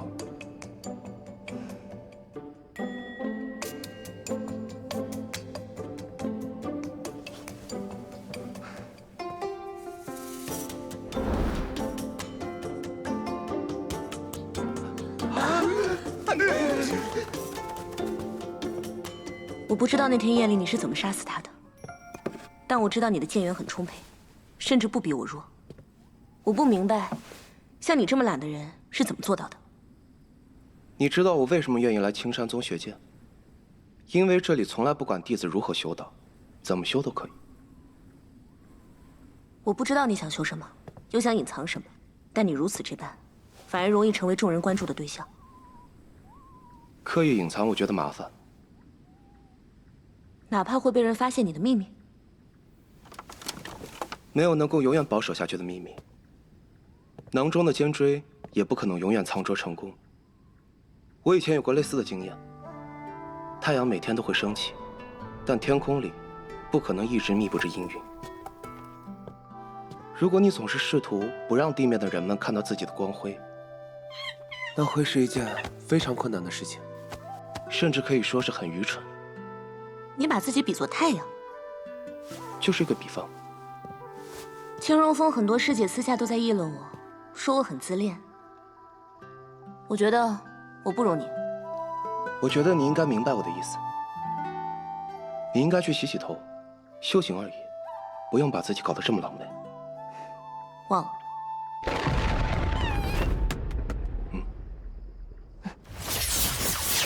哎，这是怎么了？发生什么事了？那儿呢？没有你，儿呢？小心！快进洗剑阁！快！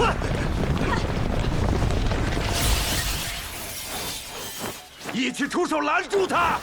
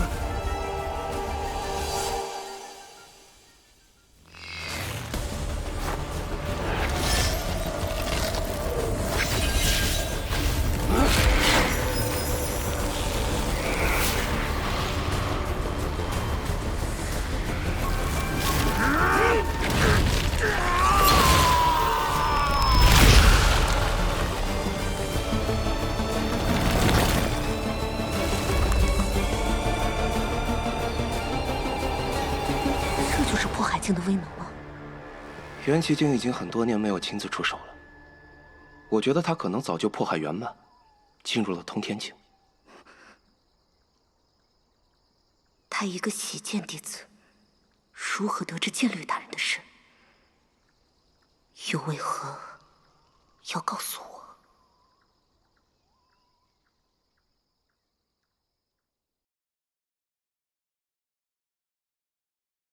碧湖峰峰主雷破云死了，死在我的剑下。对青山而言，一个疯子死便死了，没什么影响。但碧湖峰至关重要，不可一日无主。我本亦属迟燕承接此任，不料一直在碧湖峰隐修的程由天也有意此为。既然有人竞争，那便只能依青山旧例，以剑决出新的盟主。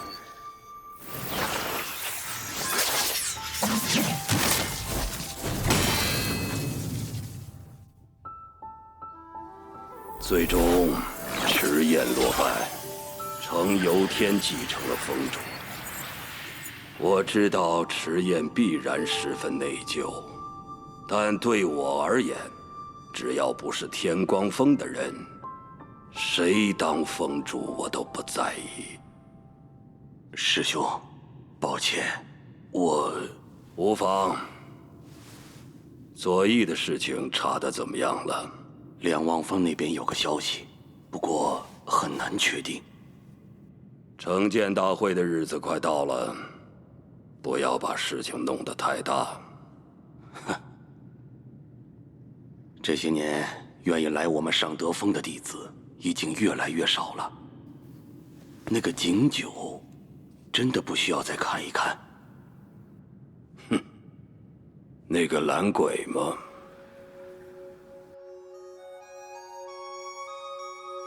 他是我见过最特别的人。出于好奇，这段时间我经常来找他。虽然这是我们第7次见面，但和往常一样，言语甚少。我平时很少与人聊天，所以一直不明白应该怎么聊。不过有一点我倒是知道，闲聊一般都需要一个话题。我是腊月生的，所以叫这个名字。城建大会的时候，你会选哪座峰？不是我选，是九峰选。像你这样的天才少女，局面自然会倒过来。天光峰为掌门所属，资源不是诸峰可比的。尚德峰为剑律元齐经所属，他是掌门的师兄，资历最老，地位超群，也不会差。青荣峰为南望所属，峰上多是女弟子，你待在那里应该更为便利。至于其他峰，要么实力较弱，要么事务繁杂，想来你也不会去。哎，你该不会直接加入两望峰吧？城建大会在即，师妹，何不来我两望峰？诸峰已然老朽，青山之未来只在于我们。你错了，青山之未来在于我，而不在于你们。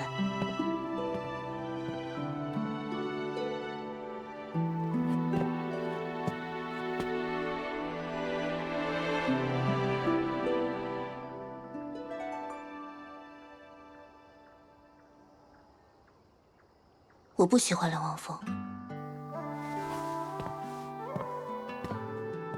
我也是。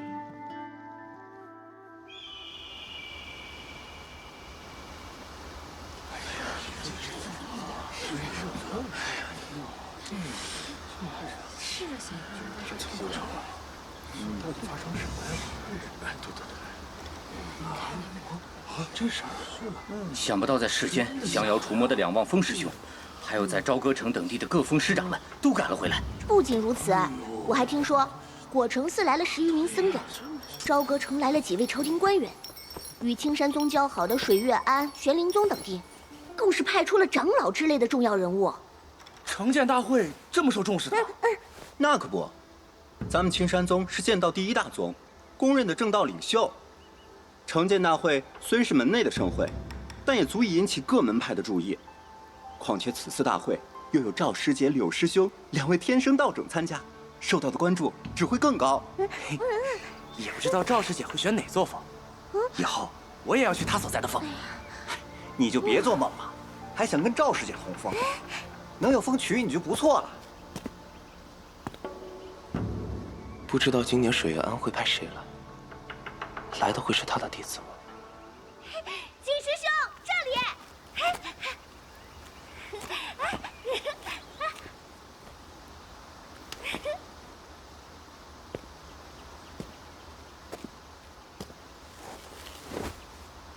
来了。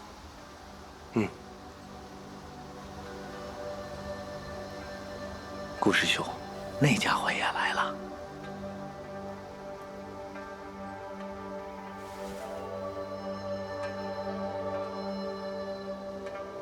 我还以为他会取到剑参加这次成剑大会，看来还是不行。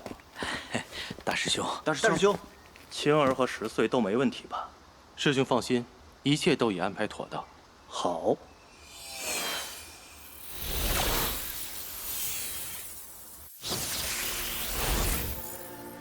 林师弟，景九报名了，剑都未取，还想成剑？他若能成剑，自然是件好事。顾师弟只是想磨砺他一番，他太过骄傲，承受适度的压力有助成长。我对他一直抱有很大的希望。是吗？我可没看出来。那是因为你从来没有看懂你教的这名学生。愿闻其详。所谓懒，其实是一种态度，对世间万物无爱，居高临下。这种极致的骄傲，对我青山宗，对天下苍生没有任何意义。他若不能清醒地认识到这一点，便没有资格来我两望峰。这么多年了，我还是看不惯你们这种自说自话的做派。你难道就从来没有想过，他根本不想去两望峰？你们这样做，除了让他不高兴，还有什么意义？入两望峰是每个青山弟子的荣耀，他总有一天会明白这一点。师弟，你若不是不甘拜在我的剑下，现在不也应该站在我的身旁？我觉得你今天可能会失望，而且是2次。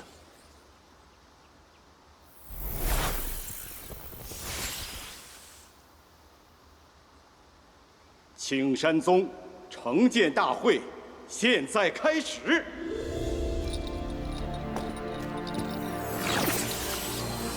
不愧是柳师兄，竟第一个上场。柳师兄，他就是那个天生道种。没错，而且是10年里青山宗的第3个天生道种，万中无一的修道天才。普通宗派100年遇着1个便算不错，青山宗的运气真是令人妒忌啊！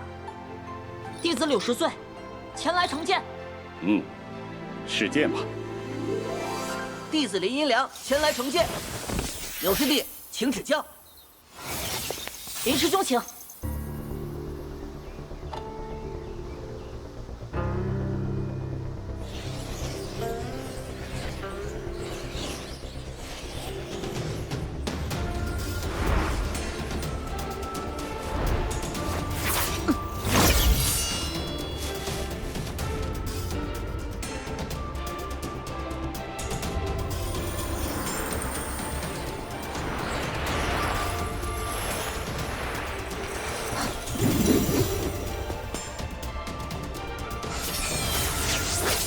林师兄，承让了。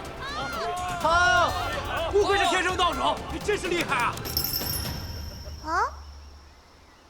这就完了？太无聊了吧？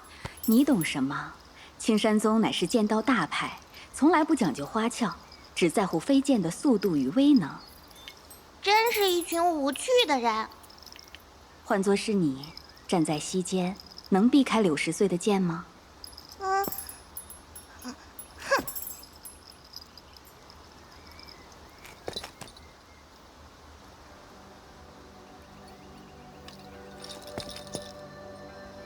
？60岁，你可愿随白如镜长老学剑？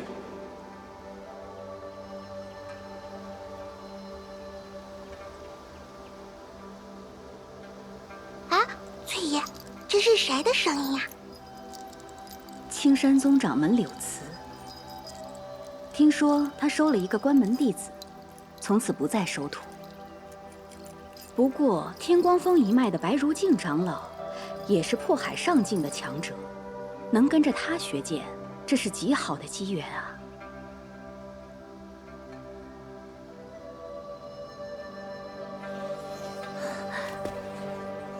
弟子愿意。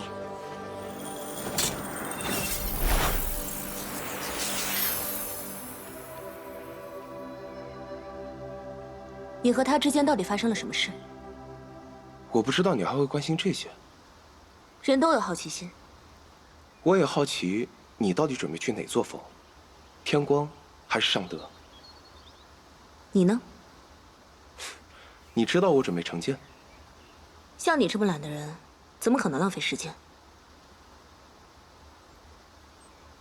我也不喜欢被人盯着看，但就像你说的那样，不可能每天都有云层蔽日。太阳就在那里，谁会不去看呢？所以，该站出来的时候，总还是要站出来。你说的不错，但如果不想被人一直盯着看，其实还有一种办法。如何做？成为真正的太阳，光鲜刺眼，这样就很少有人敢直视我们。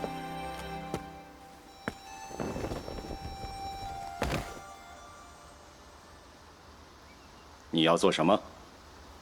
成剑啊！嗯，这……擦！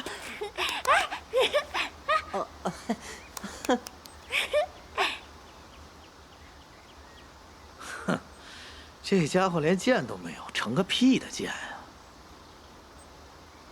你的剑呢？青山弟子除非剑完大成，入无章境，才能将剑收入体内。你一个洗剑弟子，难道已经到了无章境？稍等，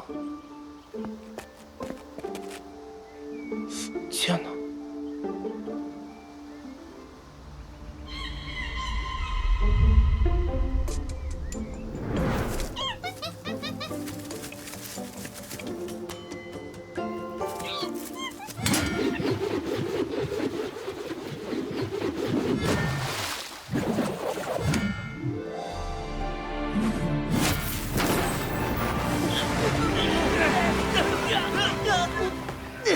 我就知道我没猜错，他肯定每天夜里躲在洞里不停的苦修，真是太会装了。你这样随意对待长辈的遗剑，未免有些不够尊敬。这是我的剑，让顾青上。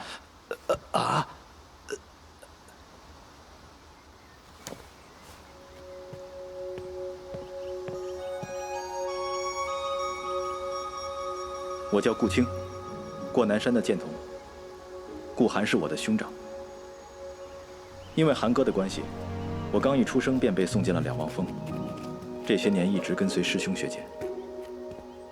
有人说，在新一代的洗剑弟子里，我的境界首屈一指；也有人说，我甚至可能比赵腊月更强。原本寒哥安排我对战赵腊月，挫一挫他的锐气，却临时改了主意，让我对战眼前这个人。在此之前，我从来没有见过他，只听说他是青山最懒的弟子。其实我有一点不明白，对付一个守一境，为何要我一个成一境的人出战？不过这既然是寒哥的决定，我也只能从命。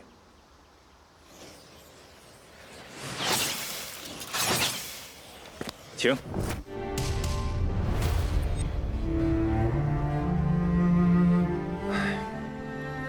按我的设想，我的剑会停在他的眼前，与眉心只有数寸的距离，然后我会平静地说声承让，胜负就此分出。然而，这个画面却并没有出现。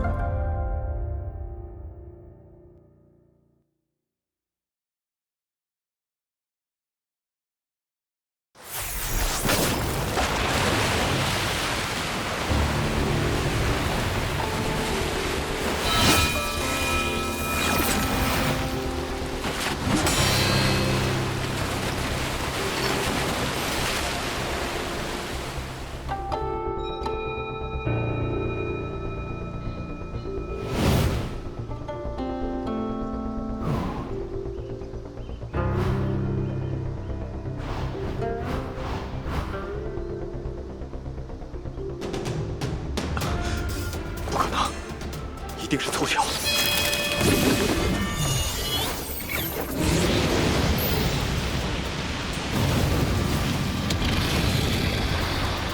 六龙剑诀，一个习剑弟子竟会九峰的真剑，梁王峰过线了。青儿，你资质不差，但较赵腊月还是差那么一点。师兄，我……但也并非没有办法，请师兄指教。师兄，这是世岳峰的真剑呐！六龙剑诀，刚猛如火，其中的心诀，正好可以弥补你剑势薄弱的问题。多谢师兄栽培。切记，只修行心法，不可在众人面前使用剑诀。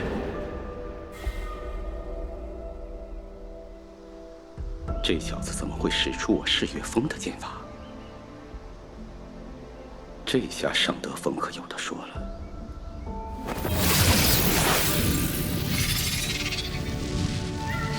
哼，麻烦。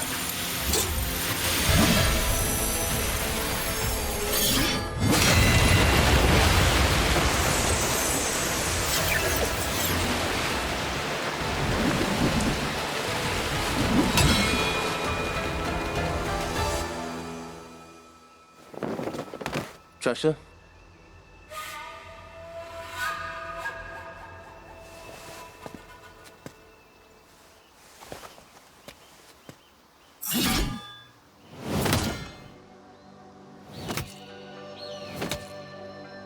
够了！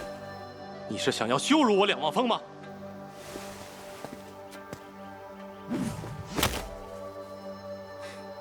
承让。你是怎么做到的？你的剑不够快，所以我能看清楚，而我的剑比较快。还有吗？没了。就这么简单？剑本来就是最简单的东西，它不是别的任何事物，就是剑而已。飞在天上是剑，握在手里也是剑，懂了吗？这是我听过最简洁、最准确，也是最深刻的剑道理论。我突然意识到，此人悟性之高，绝非常人可比。受教了。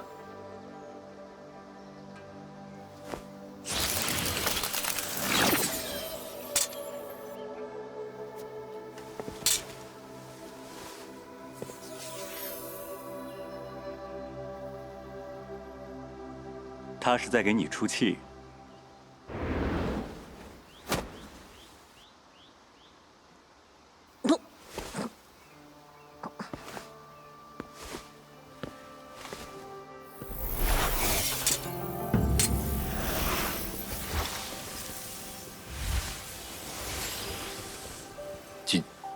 景九，你可愿意随我学剑？景九，你可愿来我西来峰成剑？哎，我以碧湖峰峰主的身份承诺你，只要你肯来无峰，无峰上下必将全力助你修行。云行峰苍美剑法，才与这少年最为相合，你们争什么仇？我说你们云行峰的是不是过分了？就是我们先看上他。你们是想死吗？你们碧湖峰剑法根本就不是一对。你们以前不都觉得这个小家伙是废物吗？啊？怎么现在都变了？你们也好意思和我抢？啊？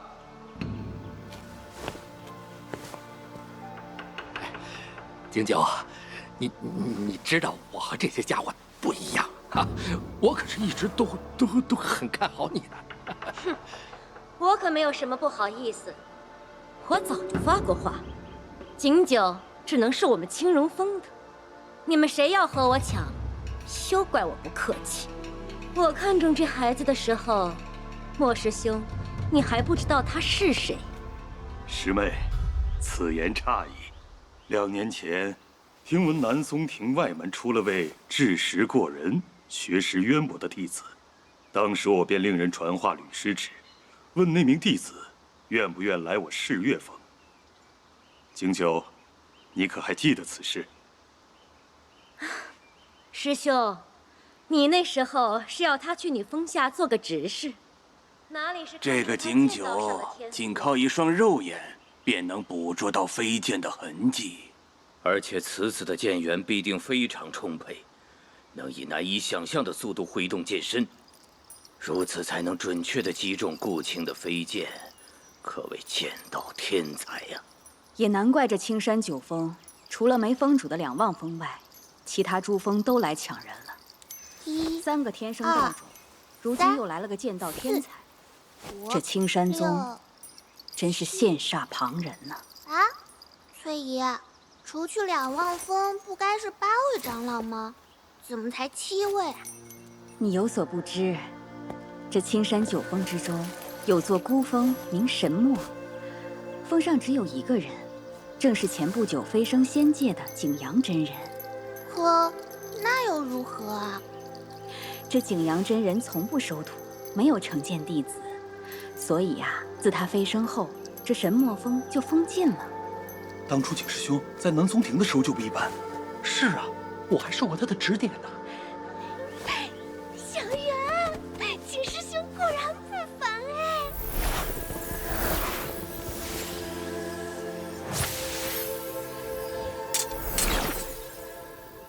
景九，你选哪座峰？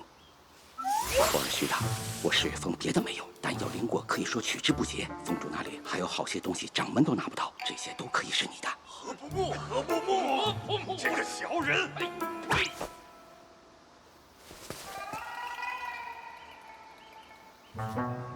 我要再想想。可以，但在成剑大会结束之前，你必须做出决定。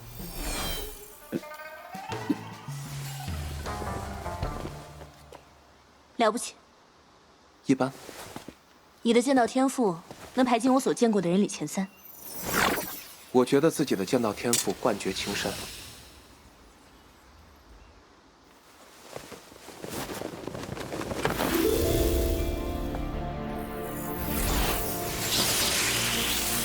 弟子赵腊月，前来成剑。你就不用看了。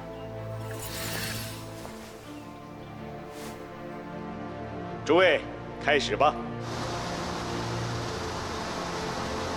你是我青山的未来，遇着庸师只会误了你的修行。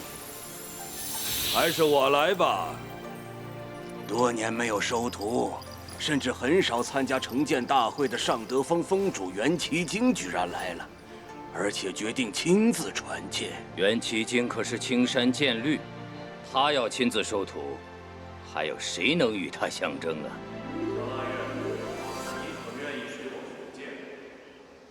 掌门师弟，前些年不是已经收卓如翠为关门弟子了吗？难道要破例？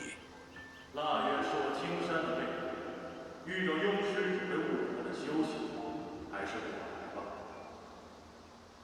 让他自己选便好。月儿，你且冷静些，怎么选都行，不要怕。怎么选都可以。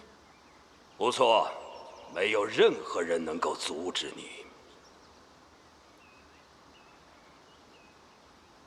沈墨风。什么？你说什么？我说，我要惩戒沈墨风。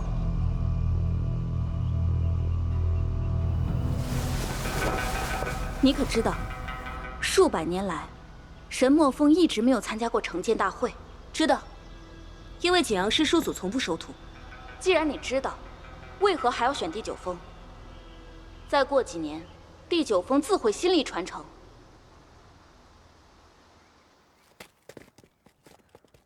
我从未见过师叔祖，我只知道当年师叔祖路过朝歌城的时候，遇着了娘亲。当时我还在他的腹中，便被师叔祖指为了惩剑弟子。自那不久，我便出生了，然后我开始修行。修行是件非常苦的事情，单调而枯燥，而且往往伴随着精神与肉体上的双重痛苦。来到青山后，我更是勤奋的无法形容。用孟师当初的话说，我刻苦的根本不像一个天才。豆蔻年华，我在云行峰顶一坐便是3年，蓬头垢面，满身灰土，为的是什么？因为我不想看到一座新的什么峰，我要为沈墨峰再续传承。你为何要这样做？因为我本来就是景阳师叔祖选中的惩剑弟子。原来是这样。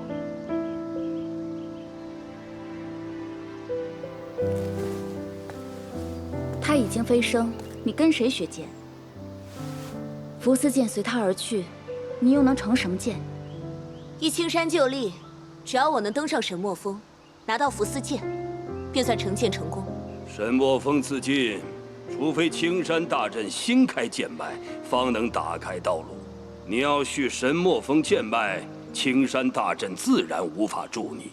登峰之路无比凶险，不要说你只是个诚意境的普通弟子，即便是你有野境的师叔们，也必是九死一生的下场。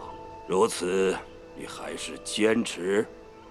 师叔祖的剑诀，名九死，有九死不悔之意。我既然要继承师叔祖的剑，又怎会怕死？好，好，好。原来你是小师叔选中的弟子，小小年纪便如此气魄。若你失败而侥幸未死，3年内只能在溪畔自修，明白吗？啊，3年，这也太苛刻了。嘘，小点声。也还好吧。这个惩罚看似普通，实际上非常重。这怎么说？无法接触到真正的玄妙剑诀，更无名师指点。就算赵腊月是天生道种，修行也会非常困难，至少和那些成剑成功的同门相比，会慢很多。再说，修行这种事情，一步慢，步步慢，如此沉重的后果，谁愿承受啊？那可否让赵师妹入两望峰？对呀，还有两望峰呢，不愧是大师兄。我觉得可以。翠姨，我听说的两望峰可以接触到青山珠峰的所有剑法，这么说，赵腊月的修行就不会有阻碍了。这过南山不愧是青山首徒，聪慧而又机智。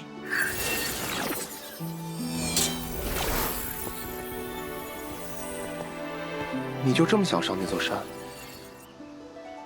你想好了吗？想好了，我也选神墨峰。他怎么也选神墨峰？是啊，今天这是怎么了？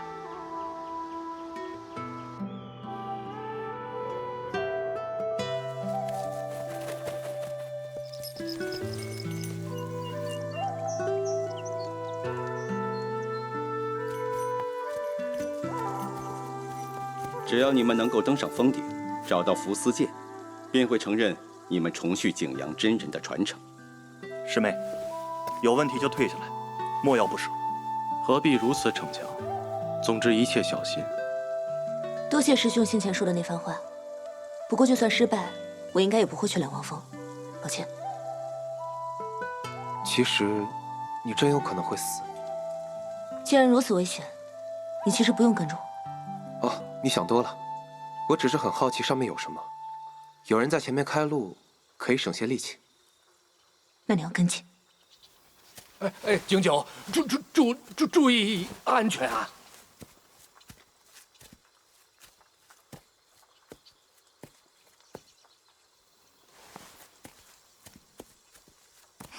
这才有意思嘛！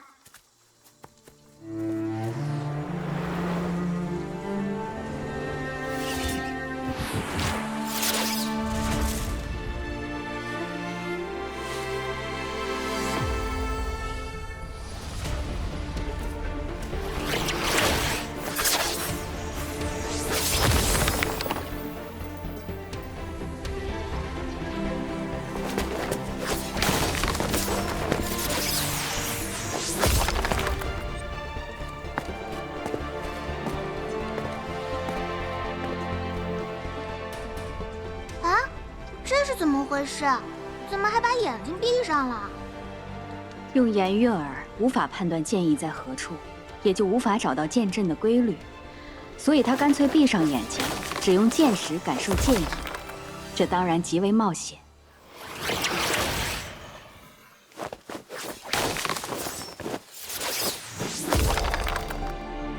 景九这是跟腊月师姐学的动作啊！这样也行啊！